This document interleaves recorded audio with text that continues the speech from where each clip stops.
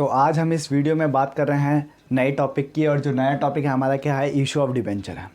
ठीक है, तो इशू ऑफ डिबेंचर हमारा 70% सेम टू सेम किसकी तरह है, इशू ऑफ शेयर्स की तरह है। ठीक है, इसमें एक दो चीज़ नहीं आएगी, बाकी सेम टू सेम जैसा हम शेयर्स में कर रहे थे, जैसी एंट्रीज हम शेयर्स में प्रिपेयर कर रहे थे उसी तरह से हम यहाँ पे भी प्रिपेयर करेंगे एंट्रीज। तो अब हम जान लेते हैं ज़रा कि डिबेंचर का मतलब होता क्या है।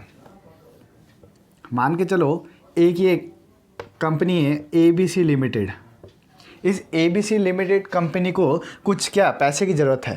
ठीक है, इसको कुछ पैसे की ज़रूरत थी, तो इसने क्या किया, अपने लिए, अपनी कंपनी के लिए किसी से पैसे मांगे। मान के चलो उसने मांगे किससे, एक नाम था जेड नाम का, कौन था, एक फाइनेंसर था जो क्या कर रहा था, इस कंपनी को क्या कर रहा था, फाइनेंस कर रहा था। फाइनेंसर कौन होता है, जो कंपनी को क्या देता है, रुपए देता है यार। ठीक है, जो रुपए देने वाला इंसान होता है उसको हम फाइनेंसर बोलते हैं। ठीक है, ये फाइनेंस कर रहा है किसको, इस कंपनी को फाइनेंस कर रहा है, ABC लिमिटेड को। तो ABC लिमिटेड को कितने रुपए की ज़रूरत थी, 1 लाख रुपये की ज़रूरत थी। ठीक है, 1 लाख चाहिए थे ABC लिमिटेड को, और वो कौन देने के लिए तैयार था, जेड देने के लिए तैयार था किसको, ABC लिमिटेड को। कितना, 1 लाख रुपए देने के लिए तैयार था। तो वो क्या कहेगा कि आप हमसे 1 लाख तो ले जा लो, आप हमसे 1 लाख तो ले जा लो, पर उसके बदले में आपको कुछ क्या करना पड़ेगा, आपको एक पर्चे में, ठीक है, एक पर्चे में लिख कर देना पड़ेगा कि आप किस डेट में आप मेरे 1 लाख रुपए वापस करने जा रहे हो। ठीक है ना, और कितना इंटरेस्ट दोगे मेरे 1 लाख में। ठीक है ना, मैंने बोला कि यहाँ पे एक डॉक्यूमेंट बनाया गया, किसके द्वारा, ABC लिमिटेड के द्वारा एक डॉक्यूमेंट बनाया गया। उसमें लिखा गया है कि कब ये क्या कर रहा है, अपने रुपए को वापस कर रहा है। अपने रुपए को मतलब जो रुपए इसने उधार में लिए हैं, जो इसने उधार में लिए रुपए, वो उसको कब वापस करेगा। एक तो ये चीज़ लिखी, और दूसरी चीज़ क्या लिखी कि ये रुपए इसने उधार में लिए हैं, इसमें कितना इंटरेस्ट पे करेगा इस फाइनेंसर को। दूसरी चीज़ ये लिख दी। समझ में आ रही है बात। ठीक है, तो यहाँ पे जो ये पर्चा प्रिपेयर किया गया लोन लेने, मतलब कि उधार लेने के दौरान जो ये पर्चा प्रिपेयर किया गया है, इसी को क्या नाम दिया जाता है, डिबेंचर नाम दिया जाता है। इतनी बात क्लियर हो रही है। जब हम किसी से लोन, हमारी कंपनी किसी से लोन लेती है और उसके बदले में उनको पर्चे में लिख कर देती है कि भाई हम इतने तारीख को तुम्हारा रुपए वापस कर देंगे इतना % इंटरेस्ट के साथ, तो उसको हम क्या नाम देते हैं, डिबेंचर नाम देते हैं। तो ये जो पर्चा है हम किसको दे रहे हैं, इसको दे रहे हैं, राइट। इसके पास वो पर्चा जाएगा, तो ये कहीं ना कहीं हमारा क्या हो गया भाई, डिबेंचर होल्डर हो गया। बात समझ में आ रही है, ये हमारा क्या हो जाएगा, डिबेंचर होल्डर हो जाएगा। अब कल के दिन आ गया कि डिबेंचर होल्डर कौन होते हैं तो बता देना। ठीक है, डिबेंचर होल्डर वो इंसान है, डिबेंचर होल्डर हम उनको बोलेंगे जिनने हमें क्या, हमारी कंपनी को क्या दे रखे हैं, लोन दे रखा है। ठीक है ना, लोन दे रखा है, और उसके बदले में हमने उनको क्या कर रखा है, डिबेंचर इशू कर रखा है। डिबेंचर एक क्या है, डॉक्यूमेंट है, एक पेपर है। समझ में आ रही है बात, क्या इतनी बात क्लियर हो चुकी है। तो जो डिबेंचर होल्डर है, डिबेंचर होल्डर वो है जिसके पास डिबेंचर है हमारी कंपनी के। उस कंपनी में हमने लिखा, उस पर्चे में हमने लिखा है कि कब हमने आपके रुपए वापस करने और कब हमने क्या करना है, कितना % हमने आपको इंटरेस्ट देना है। ठीक है, दो चीज़ लिखी, एक लिखा हमने वापस करना, और दूसरे हमने क्या लिखा कि कितना % इंटरेस्ट के साथ वापस करेंगे। इस वापस करने को नाम दिया जाता है रिडीम, रिडेम्पशन ऑफ डिबेंचर बोलो या रिडीम बोलो। रिडीम का मतलब होता है जो रुपए हमने उधार लिए थे किसी डिबेंचर होल्डर से, अब उसको हमें क्या करना है, वापस करना है। ये हम आगे की वीडियोस में पढ़ेंगे। ठीक है, फिलहाल क्या हम क्या कर रहे हैं, इशू ऑफ डिबेंचर की बात कर रहे हैं कि हम किस तरह से डिबेंचर की अमाउंट हमें मिलती है। समझ में आ रही है बात, किस तरह से हम डिबेंचर को इशू करते हैं। इतनी बात क्लियर हो रही है। वापस का मतलब क्या होता है, रिडीम होता है। फिलहाल के लिए इतना जान लो, बात समझ में आ रही है। आइए बात करते हैं किस चीज़ की बात कर रहे हैं हम, इशू ऑफ डिबेंचर की। इशू ऑफ डिबेंचर हमारा 3 तरीके से किया जा सकता है। शेयर्स में हमारा इशू ऑफ डिबेंचर किया जा रहा था 2 तरीके से। ठीक है, और वो 2 तरीके कौन कौन से थे, फॉर कैश, और दूसरा था हमारा अदर देन कैश, राइट। इसमें भी इशू ऑफ डिबेंचर के टाइम पे भी फॉर कैश और अदर देन कैश तो होता ही है। और एक और चीज़ आ जाती है, क्या चीज़, फॉर कोलैटरल सिक्योरिटीज़। समझ में आ रही है बात, कोलैटरल सिक्योरिटी। हम मतलब 3 तरह से क्या करते हैं, अपने डिबेंचर को इशू करते हैं। एक तो हम या कैश के लिए कर ले हैं, मतलब हमने अपने डिवेंचर दिया, डिवेंचर के बदले में हमें क्या मिला भाई, कैश मिला। हमने डिवेंचर इशू किया, डिवेंचर इशू करने के बदले हमें क्या मिला, कैश नहीं मिला, कुछ मशीनरी मिली या फिर पूरा बिजनेस मिला, ठीक है ना।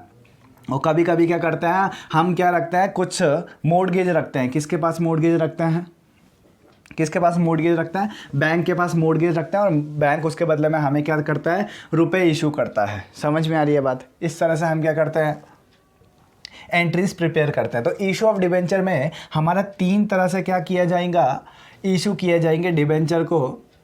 पहला है फॉर कैश, दूसरा है अदर देन कैश, और तीसरा है फॉर कोलेटरल सिक्योरिटी। ये दोनों सेम टू सेम चलेंगे, जैसा हमने क्या पढ़ा था, शेयर्स में पढ़ा था। पर कुछ लोग अभी हमारे नए जुड़े होंगे हमारे साथ, जिनको फॉर कैश की एंट्री नहीं आती होगी, अदर देन कैश की एंट्री नहीं आती होगी, और कोलेटरल सिक्योरिटी की एंट्री नहीं आती होगी। इसलिए हम क्या करेंगे, इसमें भी हम पूरी एंट्रीज सिखाएंगे आपको।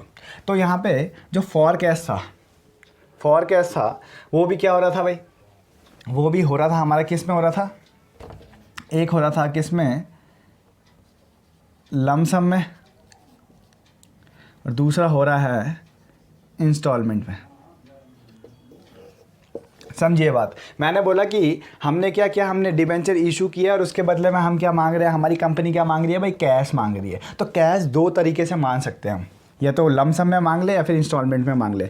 जब हमारी कंपनी को कैश एक साथ मिलता है उसको हम नाम देते हैं लमसम, ठीक है। और जब हमें कैश क्या मिलता है भाई, इंस्टॉलमेंट में मिलता है, तो उसको हम क्या नाम देते हैं, इंस्टॉलमेंट वाला केस। इंस्टॉलमेंट का मतलब किस्त और लमसम का मतलब एक साथ मिलना, ठीक है ना। इसको हम लमसम बोलते हैं। इंस्टॉलमेंट का मतलब जब हमें क्या, किस्तों में मिलता है पैसा। समझ में आ रही है बात, इतनी बात क्लियर हो रही है।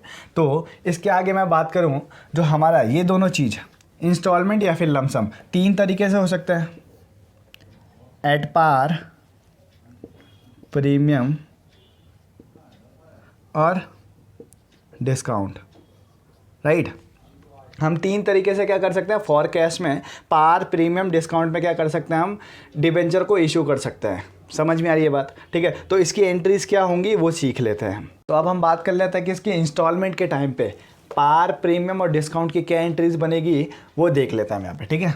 तो इंस्टॉलमेंट के टाइम पे पहली एंट्री पार की क्या बनती है, पहली एंट्री हमारी बनती है bank account debit to debenture application, ठीक है। यहाँ पे एप्लीकेशन के रूप में मिलेंगे हमें, ठीक है। और दूसरी एंट्री हमारी क्या बनेगी, debenture application account debit to %, debenture. वहाँ हम शेयर्स वाले क्वेश्चन में हम लिख रहे थे यहाँ पे क्या, टू शेयर कैपिटल है, यहाँ पे हम क्या लिखेंगे, %, डिबेंचर। डैश में क्या आएगा, नंबर ऑफ परसेंटेज आएगी। जैसे मैंने बोला क्वेश्चन में लिखा होगा 10%, तो यहाँ पे लिखेंगे हम 10% डिबेंचर, ठीक है। पहली एंट्री ये हुई, दूसरी एंट्री ये हुई, ठीक है। तीसरी एंट्री हमारी क्या बनती है, तीसरी एंट्री हमारे, पहले हमें एप्लीकेशन मिल गया, अब हमें क्या मिलेगा, अलॉटमेंट मिलेगा।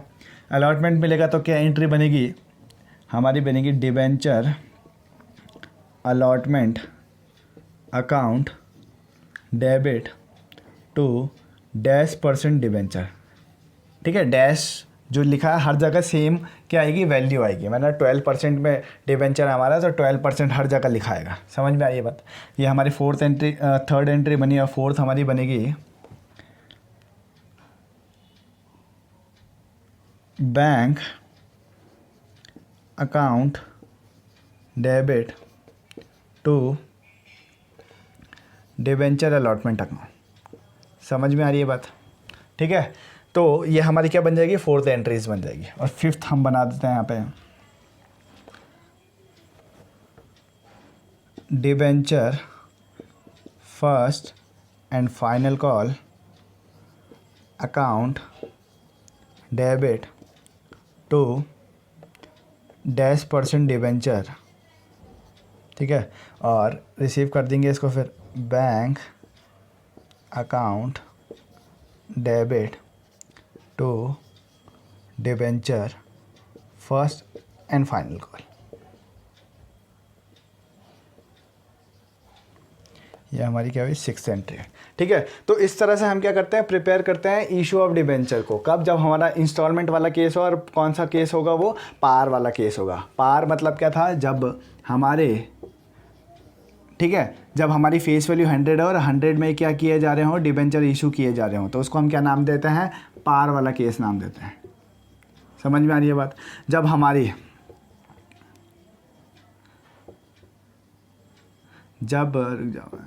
इशूड,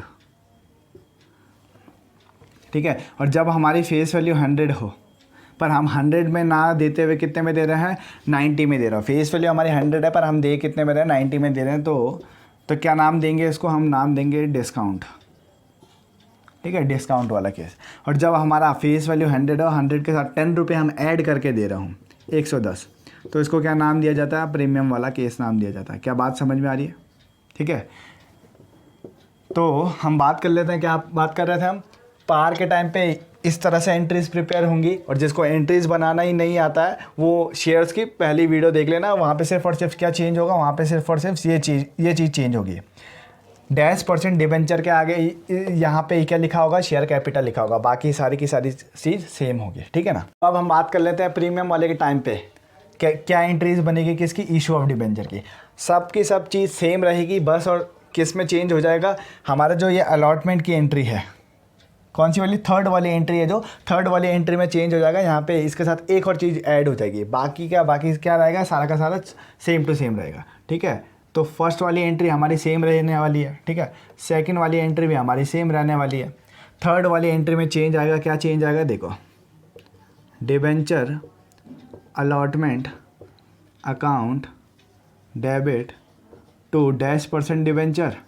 ठीक है, जिस तरह से हम शेयर्स में लिख रहे थे हम शेयर कैपिटल के नीचे SPR, उस तरह से हम यहाँ पे लिखेंगे क्या, SPR। SPR कब लिखते हैं, SPR तब लिखते हैं जब प्रीमियम में क्वेश्चन हो। समझ में आ रही है बात, जब अच्छे से तब आएगी आपको बात समझ में, जब हम क्वेश्चन करेंगे। अभी सिर्फ और सिर्फ मैं आपको एंट्रीज बनाना सिखा रहा हूँ। फोर्थ एंट्री सेम बनेगी, फिफ्थ एंट्री सेम, और हमारी सिक्स्थ एंट्री भी क्या, सेम बनेगी। क्या बात समझ में आ रही है? ठीक है, ईजी लग रहा है अब। ठीक, तो हम अब बात कर लेते हैं किस चीज़ की, डिस्काउंट की बात कर लेते हैं। डिस्काउंट में किस तरह से एंट्री बनती है, इशू ऑफ डिबेंचर की। पहली एंट्री होगी जो, वो सेम बनेगी। ठीक है, मैं एंट्रीज की बात कर रहा हूँ, मैंने अभी अमाउंट की बात नहीं करी। अमाउंट बहुत चेंज आएगी, किस तरह से आएगी वो हम क्वेश्चंस जब सॉल्व करेंगे तब पता चलेगा। सेकेंड एंट्री हमारी सेम बनेगी। डिस्काउंट वाले केस में भी क्या, सेकेंड एंट्री तक सेम रहेगा, थर्ड एंट्री में चेंज आएगा, और वो क्या चेंज होगा, देखो, debenture allotment account debit discount on issue of debenture account debit to -% debenture. सिर्फ इस डिस्काउंट वाली एंट्री में भी क्या, थर्ड वाली एंट्री में चेंज आएगा, और बाकी सब का सब क्या रहने वाला है, सेम रहने वाला है। फोर्थ एंट्री हमारी सेम रहेगी, फिफ्थ एंट्री हमारी सेम रहेगी, और जो हमारी सिक्स्थ एंट्री है वो भी सेम रहने वाली है। क्या बात क्लियर हो रही है? यहाँ तक बात क्लियर हो रही है तो प्लीज़ वीडियो को लाइक करो, शेयर करो। और यहाँ तक आपने नोट्स बना दिए हैं तो अब हम एक क्वेश्चन कर लेते हैं, issue of debenture at par वाला। समझ में आ रही है बात? और issue of debenture at premium और issue of debenture at discount वो हम नेक्स्ट वीडियो में बात करेंगे। वीडियो ऑलरेडी बहुत लंबी हो चुकी है, इसलिए हम सिर्फ यहाँ पर एक क्वेश्चन करेंगे। समझ में आ रही है बात? ठीक है, तो यहाँ पर क्वेश्चन में लिखा है, H limited issued 4000 10% debenture of ₹10 each, payable ₹20 on application and balance amount on allotment. The debenture are applications were received for issue of debenture and allotment was made to all the applicants. The amount was received on due dates. समझ में आ रही है बात? तो यहाँ पे जो क्वेश्चन कह रहा है, हमारे नंबर ऑफ डिबेंचर कितना है, नंबर ऑफ डिबेंचर, हमारे नंबर ऑफ डिबेंचर वो कह रहा है कितने इशू किए गए हैं कि 4000 इशू किए। ठीक है ना। और उसके बाद कहा है यहाँ पे जो हमारी फेस वैल्यू है, फेस वैल्यू वो कितनी है, 100 है। इस 100 को, इस फेस वैल्यू को डिवाइड करके क्या बोल रहा है, इंस्टॉलमेंट वाला केस बोल रहा है। यहाँ पे इस 100 को डिवाइड किया जा रहा है, और इस 100 में से एप्लीकेशन के टाइम पे दिए जा रहे हैं कितने रुपए, 20 रुपये। समझ में आ रही है बात? और बाकी जो बैलेंस बच रहा है, उस बैलेंस को वो क्या कह रहा है, उस बैलेंस को वो बोल रहा है कि अलॉटमेंट में दे दें। तो 80 रुपये यहाँ पे देंगे कि नहीं देंगे? क्या बात क्लियर हो रही है इतनी? ठीक है, इतनी बात क्लियर हो रही है। तो यहाँ पे जो एप्लीकेशन के टाइम पे रुपए हैं वो कितनी है, एप्लीकेशन की फेस वैल्यू 20, अलॉटमेंट की फेस वैल्यू कितनी हो गई 80 हो गई। इन दोनों को ऐड करेंगे तो हमारी ये क्या बनती है, टोटल फेस वैल्यू बनती है, नॉमिनल वैल्यू बनती है। समझ में आ रही है बात, ठीक है। इतनी बात क्लियर हो गई तो एंट्री प्रिपेयर करें, ठीक है। ये पार वाला केस है, तो पहली एंट्री हमारी क्या बनेगी, बैंक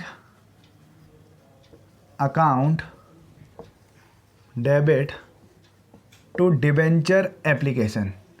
यहाँ पे डिबेंचर एप्लीकेशन लिखा है तो हम क्या करेंगे, मल्टीप्लाई एप्लीकेशन की वैल्यू, ठीक है, एप्लीकेशन की अमाउंट और यहाँ पे नंबर ऑफ डिबेंचर को मल्टीप्लाई करेंगे। समझ में आ रही है बात। 4000 के साथ हम क्या करेंगे, एप्लीकेशन को मल्टीप्लाई करेंगे जो कि कितनी है 20 है। तो यहाँ पे कितना आ जाएगा भाई 80,000 आ जाएगा, और यहाँ पे भी कितना आ जाएगा 80,000 आ जाएगा। पहली एंट्री हमारी क्या बन गई, रिसीव होने की एंट्री बन गई, ठीक है। अब इसको क्या कर देते हैं, ट्रांसफ़र कर देते हैं। तो दूसरी एंट्री हम क्या बनाते हैं भाई, debenture application account debit to, कितना परसेंट डिबेंचर बोल रखा है क्वेश्चन में, यहाँ पे बोल रखा है 10% डिबेंचर। अब यहाँ पे हम जो डैश थी, डैश की जगह में हम 10 लिख देंगे और % डिबेंचर। समझ में आ रही है बात, ठीक है। और जो ये 10% डिबेंचर है, 10% डिबेंचर हो या -% डिबेंचर हो, इसमें हम यहाँ पे हम हमेशा इशूड वाले डिबेंचर से क्या करते हैं, मल्टीप्लाई करते हैं। इशूड वाले डिबेंचर हमारे कितने हैं 40,000 हैं। क्यों बोल रहा हूँ मैं इशूड वाले डिबेंचर, क्योंकि जब हम ओवर सब्सक्रिप्शन वाले क्वेश्चन करेंगे तो वहाँ पे हम कंफ्यूज ना हो, इसलिए मैं यहाँ पे लिख देता हूँ क्या, इशूड वाले डिबेंचर से क्या करते हैं, मल्टीप्लाई करते हैं।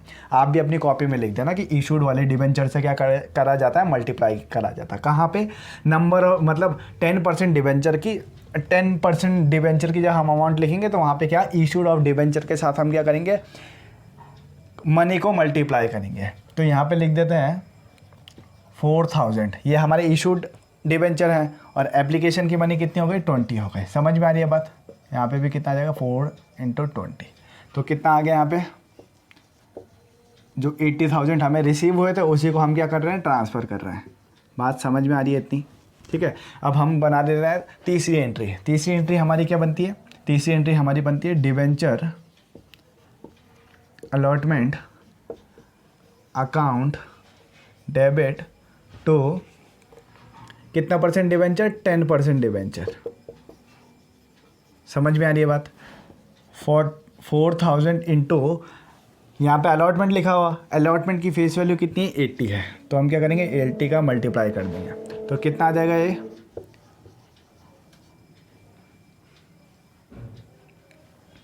3,20,000 और 3,20,000। समझ में आ रही है बात, ठीक है। तो ये हमारी क्या हो गई, तीसरी एंट्री हो गई। अब हम क्या कर देंगे, रिसीव वाली एंट्री बना देंगे इसकी, bank account debit to debenture allotment. जितना हमने याद दिलाया, ये ड्यू वाली एंट्री थी, ठीक है, जितना हमने याद दिलाया उसी को हम क्या कर रहे हैं, रिसीव कर रहे हैं। तो कितना आ जाएगा 3,20,000 और 3,20,000। समझ में आ रही है बात। इस तरह से हम क्या क्वेश्चन करते हैं, एट प्रीमियम वाला क्वेश्चन करते हैं, एट पार वाला क्वेश्चन करते हैं इशू ऑफ डिबेंचर का।